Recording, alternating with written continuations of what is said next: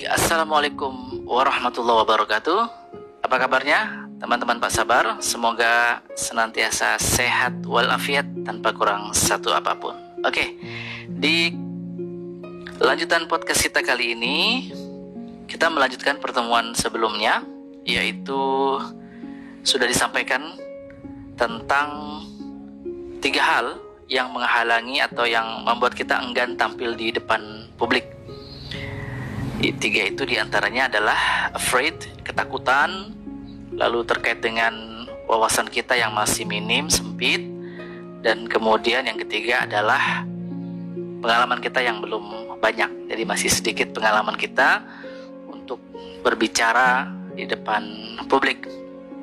Nah, teman-teman sekalian, sebenarnya ada 4 syarat ya. Ada 4 syarat yang ini menjadi panduan kita kalau ingin menjadi seorang orator atau khotib, penceramah, berbicara di depan orang. Jadi kalau kita ingin berbicara di depan umum, depan publik, maka penting memiliki syarat ini. Yang pertama adalah mulailah dengan motivasi yang kuat. Ini dia, motivasi ini niat ya, dorongan dari dalam bisa, dorongan dari luar juga bisa. Ini dia motivasi. Jadi apa yang memotivasi kita atau apa yang mendorong kita untuk berbicara di depan umum, untuk berbicara di depan orang. Kalau kita sudah dapat motivasinya, kata kuncinya memberikan pengetahuan, misalnya berbagi inspirasi, misalnya berbagi pengalaman, misalnya ya, itu contoh-contoh dorongan dari dalam. Jadi kita ingin orang lain punya spirit atau semangat yang sama dengan kita.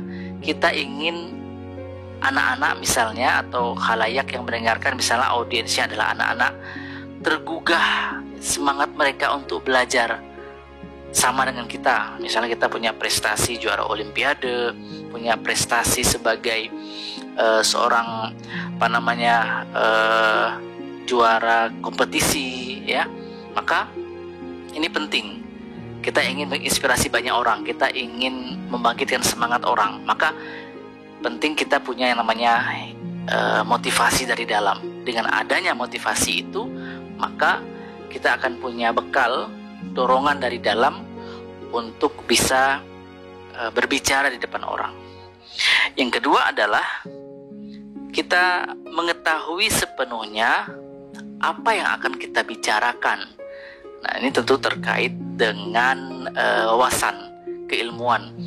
Kita diminta berbicara apa sih? Kita diminta untuk ngomong apa sih? Maka penting bagi kita untuk punya bekal. Kita diminta untuk berbicara tentang motivasi belajar. Maka cari dong referensi tentang bagaimana apa itu motivasi, tentang bagaimana membangkitkan motivasi, mengapa pentingnya punya motivasi, tentang belajar, bagaimana belajar yang ringkas, belajar yang menyenangkan. Nah, itu penting. Jadi ada yang memang bisa mendadak berbicara, ada yang kemudian harus ada survei riset terlebih dahulu, belajar terlebih dahulu ya, mengkaji beberapa referensi untuk kemudian itu akan lebih bagus, akan lebih siap karena sudah punya bekalan. Kalau kemudian kita mendadak diminta untuk menjadi penceramah, khotib, untuk menjadi pembicara, tentu sebelumnya kita sudah punya bekal apa yang akan kita sampaikan. Oke, jadi setelah yang pertama tadi kita punya motivasi, dorongan dari dalam yang sangat kuat untuk berbicara di depan orang. Yang kedua, kita paham betul, kita mengerti, kita kuasai apa tema, topik, materi yang akan kita bicarakan. Yang ketiga, bicaralah dengan penuh keyakinan. Jadi jangan sampai kita nggak yakin dengan apa yang kita bicarakan. Kita ngomongin motivasi tapi kita tidak yakin betul apakah yang kita bicarakan betul atau tidak. Maka yakini betul, kuasai betul, pahami materinya, kemudian yakinkan bahwa kita sendiri percaya dan yakin terhadap apa yang kita bicarakan. Dan yang keempat, ini yang penting, practice, practice, and practice. Berlatih, berlatih, dan berlatih. Jadi latihan. Penting bagi seorang orator itu untuk memperbanyak latihan. Teori yang paling biasanya dikemukakan adalah berlatih di depan cermin.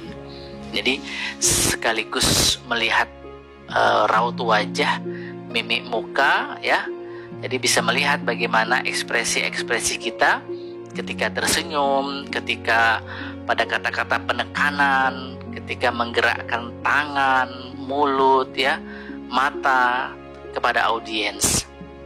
Jadi penting berlatih ini.